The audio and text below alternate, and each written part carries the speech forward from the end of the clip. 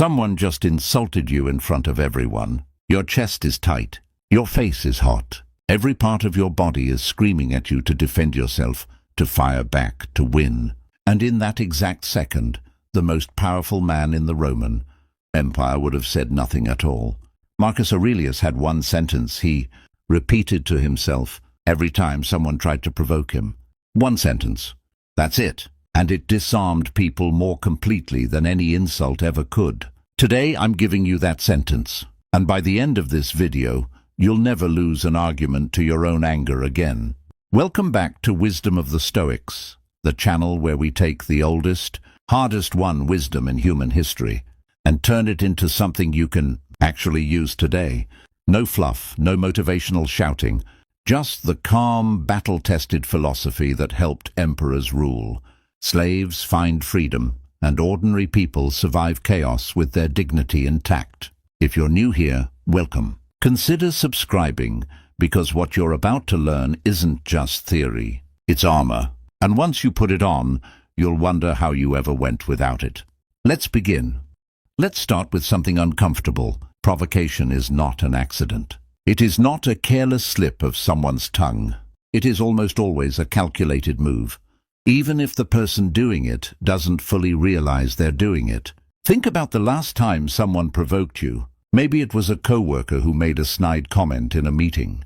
Maybe it was a family member who brought up an old wound at dinner, knowing exactly where it would land.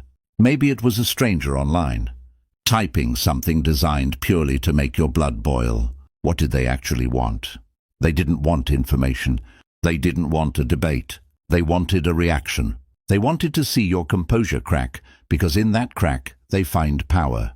Your anger is the proof they were looking for, proof that they got to you, that they control something inside you that you should control yourself. This is the trap. And here's the part that should genuinely unsettle you. Every time you respond with anger, with a sharp comeback, with raised volume, you're not winning. You're paying the toll they set for you. You're handing them exactly what they came for. Epictetus, who was born into slavery and later became one of the most respected philosophers in Rome, knew this trap intimately. He had spent years of his life with almost no control over his external circumstances, beaten, displaced, owned by another human being. And yet he wrote some of the most liberating words in the history of philosophy, that we suffer not from the things that happen to us, but from our judgment about those things. Read that again. It wasn't the insult that hurt you. It was the meaning you assigned to it the instant it landed. So if a man who had nothing, no freedom, no body that was legally his own, could master this, what does that say about the power we're giving away over a comment from a coworker, or a stranger on the internet, or a relative who's said the same cutting joke for 15 years? It says we've been playing the wrong game. We've been treating provocation like a battle we need to win, when really it's a test we need to pass. And the test isn't about who has the sharper tongue. It's about who walks away with their peace intact. Now you might be thinking, but if I don't respond, doesn't that mean they win? Doesn't silence mean I have no comeback? This is exactly the misunderstanding we're going to dismantle today, because the Stoics weren't advocating for weakness. They weren't telling you to be a doormat, to swallow your dignity, to let people walk over you without consequence. Quite the opposite. What they discovered was something far more devastating to provocateurs than any insult could ever be. Stick with me, because in the next section, I'm going to show you exactly what that is, and why it terrified people far more than anger ever did. Here it is, the sentence Marcus Aurelius used, recorded in his private journal, a journal he never intended anyone else to read, which is exactly why we can trust it as genuine, unfiltered wisdom rather than a performance for an audience. He wrote, "If anyone can refute me, show me I'm making a mistake or looking at things from the wrong perspective. I'll gladly change. It's the truth I'm after, and the truth never harmed anyone." Read it again, slowly, because the power here is easy to miss on a first pass. This isn't a clever comeback. It's not designed to humiliate the other person. It's not even really aimed at them at all. It's a sentence Marcus said internally, to himself, before he ever opened his mouth. And what it does is extraordinary. It strips the provocation of its power before you even respond. Here's why.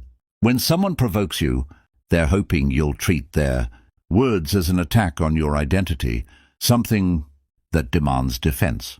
But Marcus reframed every insult, every criticism, every jab as simply information.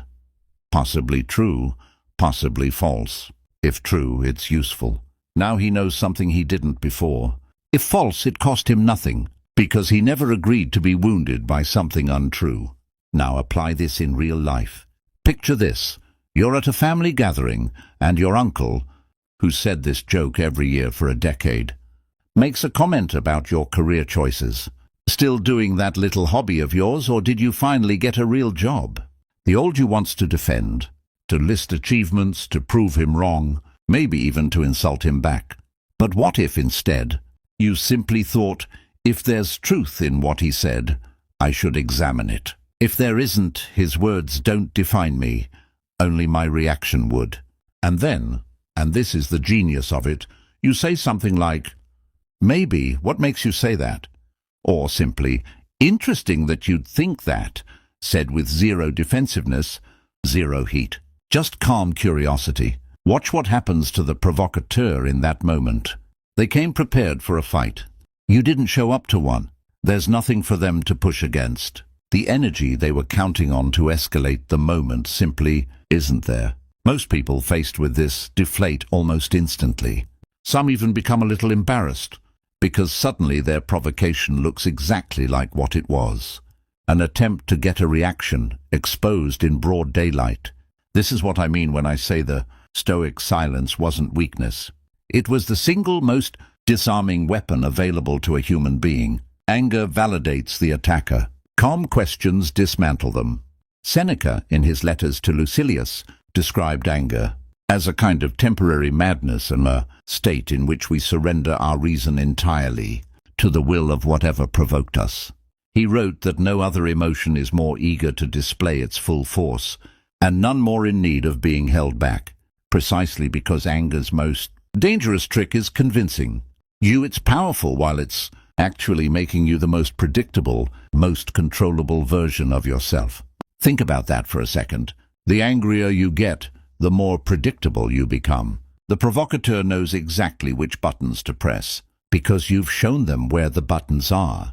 Calm, by contrast, is unreadable. Calm gives them nothing to work with, so the sentence isn't really about winning an argument. It's a tool to remind you, in the heat of the moment, that you have a choice about what role you're going to play in this exchange, and that the most powerful role available to you is the one where you simply don't take the bait. But I know what some of you are thinking right now. This sounds great in theory, but what happens when the provocation is severe? When it's not a joke at a family dinner, but something genuinely cruel, genuinely unfair? That's exactly where we're going next. Because the Stoics didn't just have an answer for mild irritation. They had an answer for the worst provocations imaginable. Let's talk about real stakes. Not a snide comment at dinner.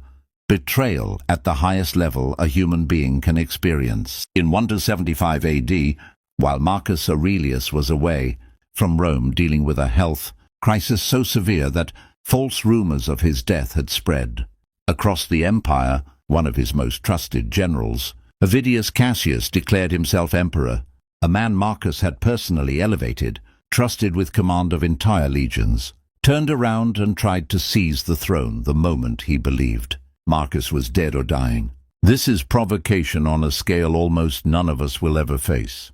This is betrayal soaked in ambition, dressed up as opportunity, and it came from someone who owed his entire position to Marcus's trust.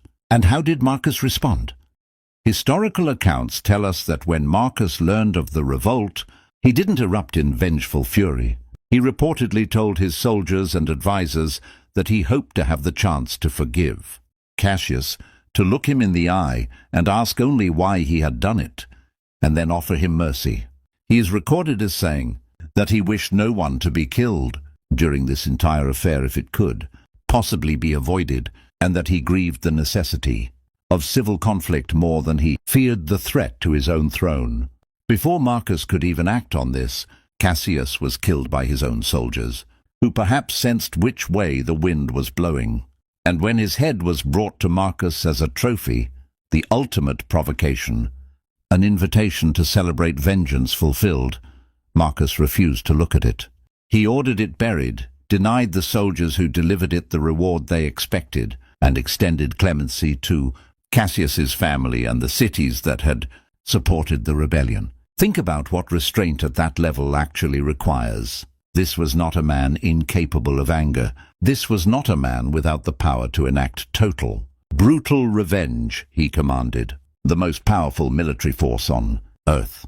He had every justification, every resource, and every opportunity to make an example of anyone connected to the betrayal. He chose not to, not because he was weak, not because he didn't feel the sting of the betrayal. He almost certainly did, deeply, but because he had spent decades training his mind to ask one question before reacting to anything. What does this provocation cost me if I let it control my actions? Versus what does it cost me if I don't? If Marcus had executed everyone connected to Cassius's rebellion, what would he have gained? A moment of satisfaction, perhaps.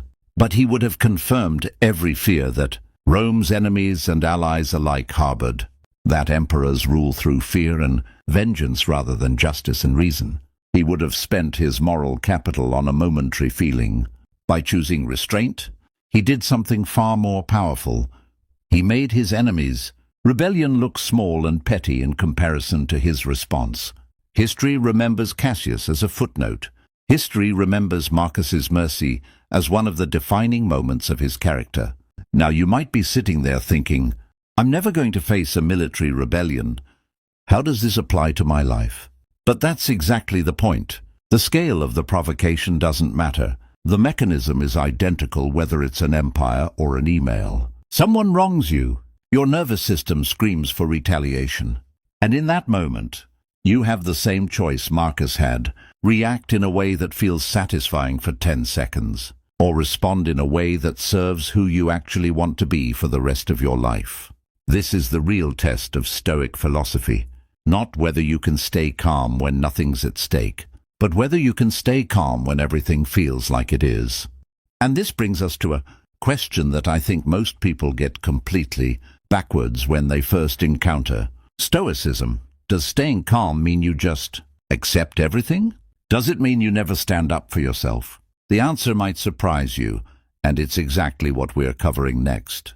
I want to clear up the single biggest misconception people have about Stoicism, because if we don't address it, everything else in this video risks being misapplied. Stoicism is not about suppressing your emotions. It's not about becoming an emotionless robot who lets people treat you however they want because you've trained yourself not to feel the provocation.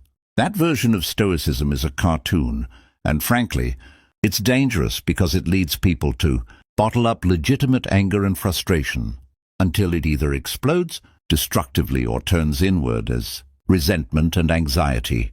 The actual Stoic position is far more sophisticated. The goal isn't to feel nothing. The goal is to not let the feeling make your decisions for you.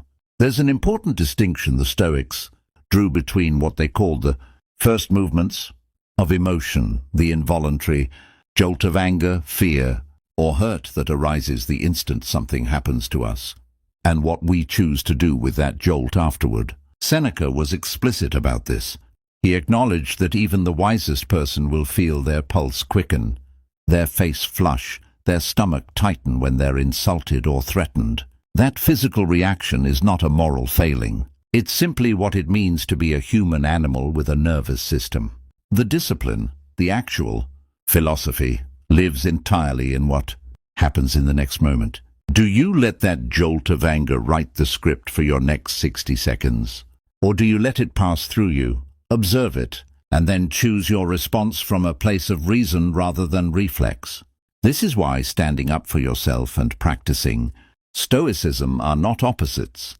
They're actually deeply compatible when done correctly. Epictetus himself, despite preaching restraint and acceptance of what's outside our control, was famously blunt and even sharp-tongued when correcting his students.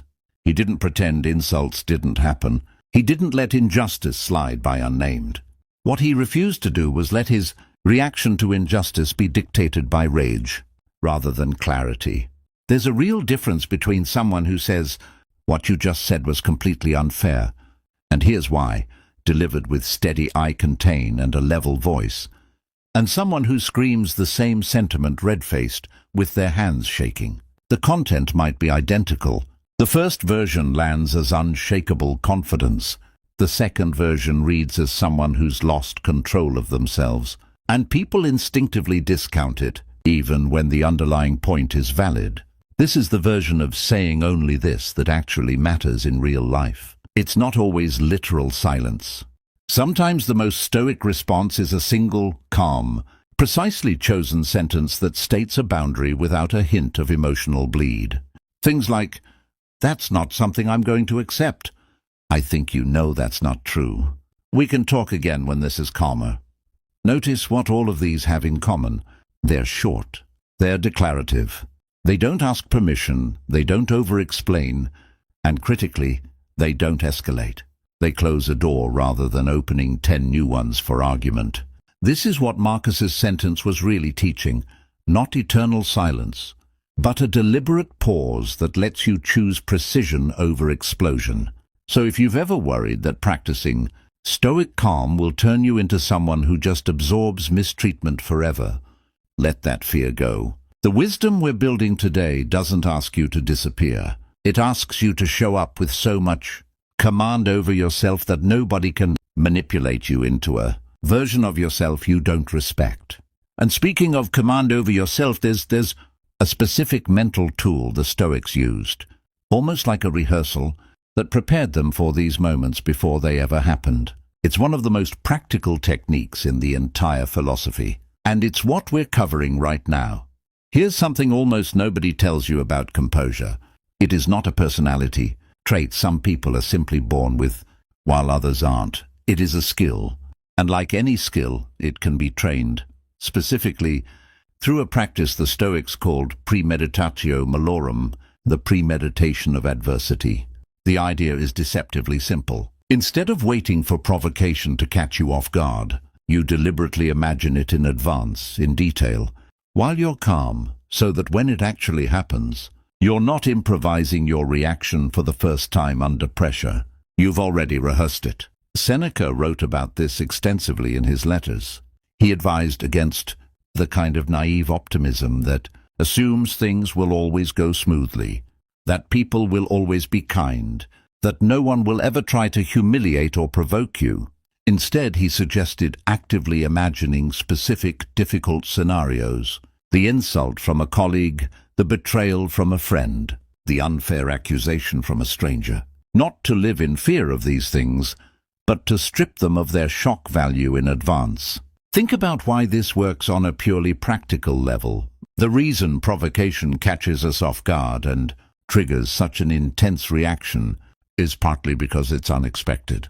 Our nervous system treats the surprise itself as a kind of threat, on top of the provocation.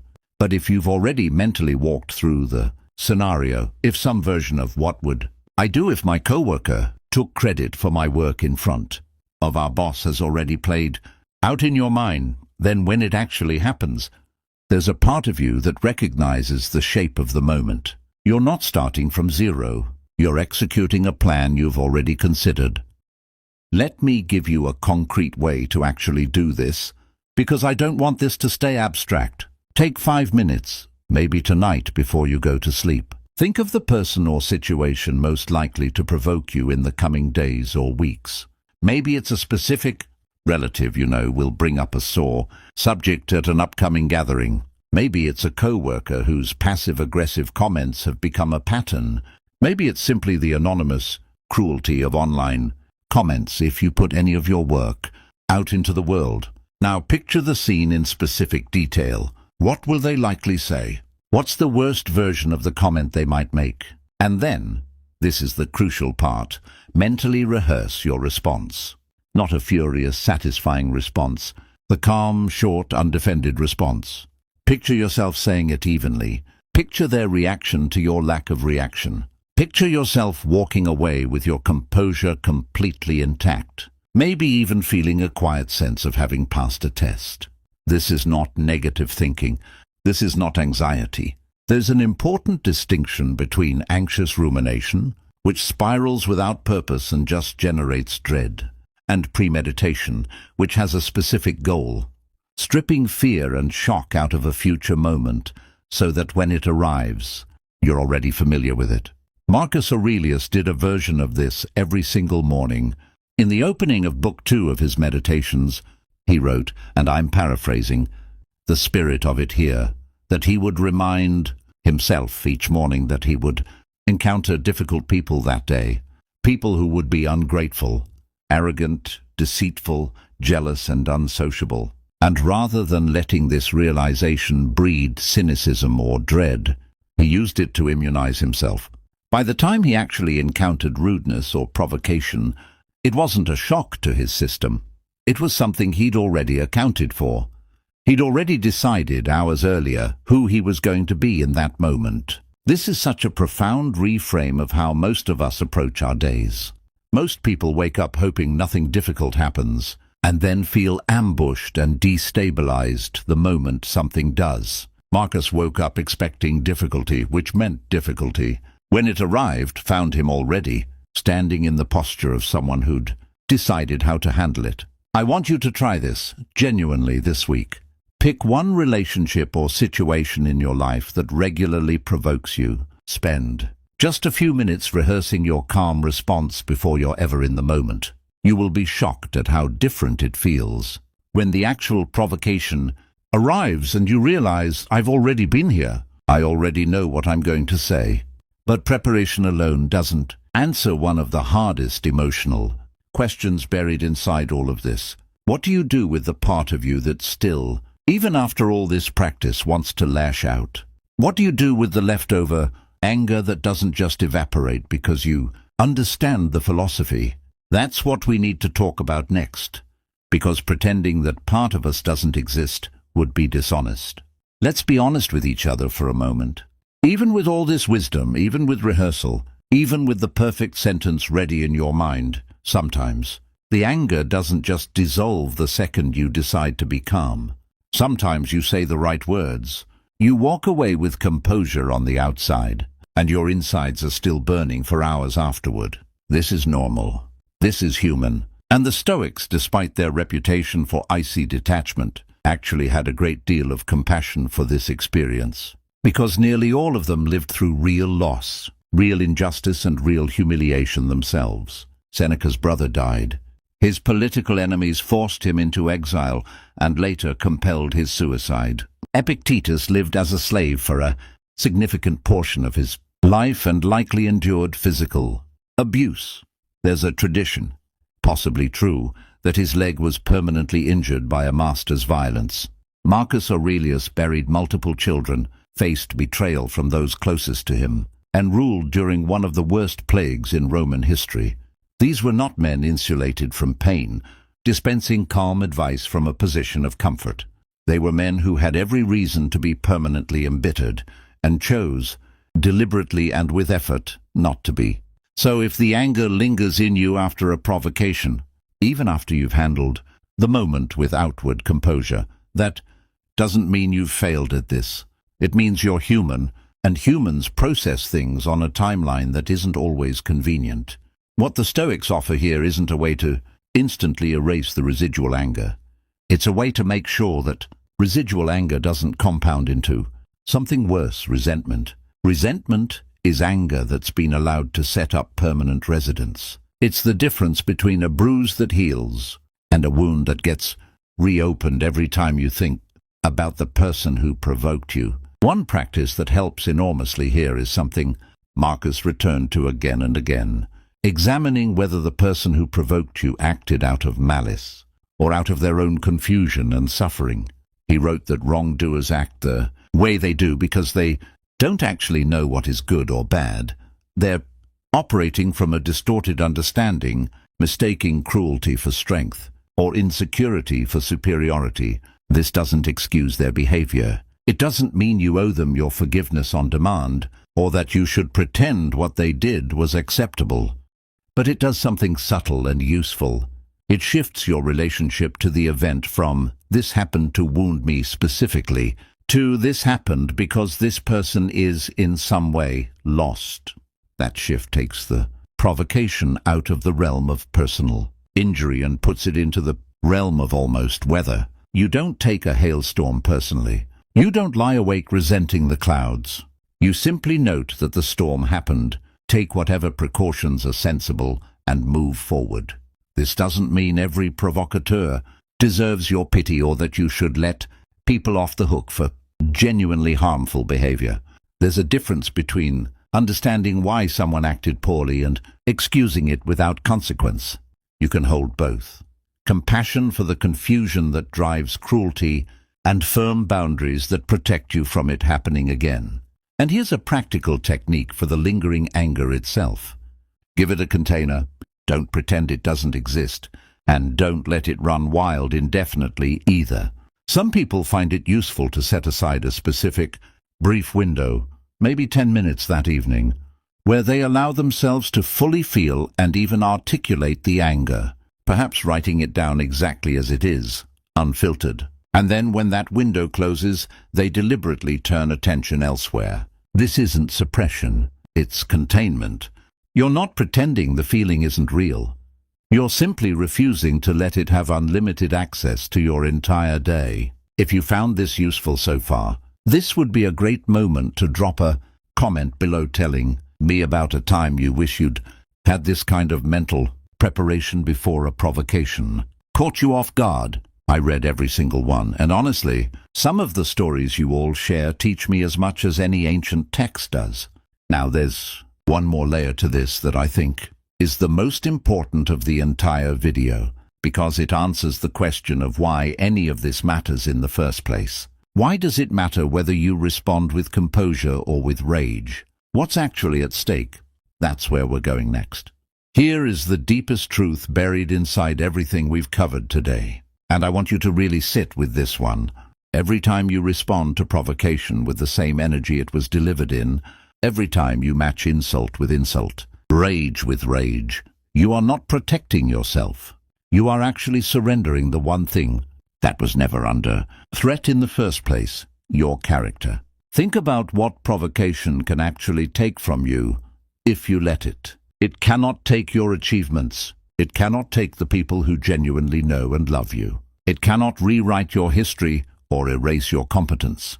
The only thing provocation can ever actually steal is your composure, and it can only steal that with your permission. Marcus Aurelius had a phrase for this, one of the most famous in the entire Meditations. He described the mind, when it withdraws into itself and finds peace there, as being like a fortress. No matter what is happening outside the walls, armies, chaos, betrayal, the fortress itself remains untouched, as long as you don't open the gates yourself. He wrote that nothing outside the mind can disturb it unless it disturbs itself. The disturbance comes entirely from within, from our own judgments about what's happening to us. This is what's actually at stake every time someone tries to provoke you. They're testing whether the gates are open, and every time you respond with calm, with a single chosen sentence rather than an explosion, you're not just winning that interaction. You're proving to yourself, in real time, that the fortress holds. That you are, in fact, the kind of person you've been trying to become. There's something almost spiritual in this, even outside any specific religious framework. Every provocation you face is, in a strange way, a small initiation ritual. It's an opportunity, disguised as an annoyance, to practice becoming someone who is not run by their impulses. And the wild thing is, this compounds. Every single time you choose the calm response over the explosive one, you make the next provocation slightly easier to handle.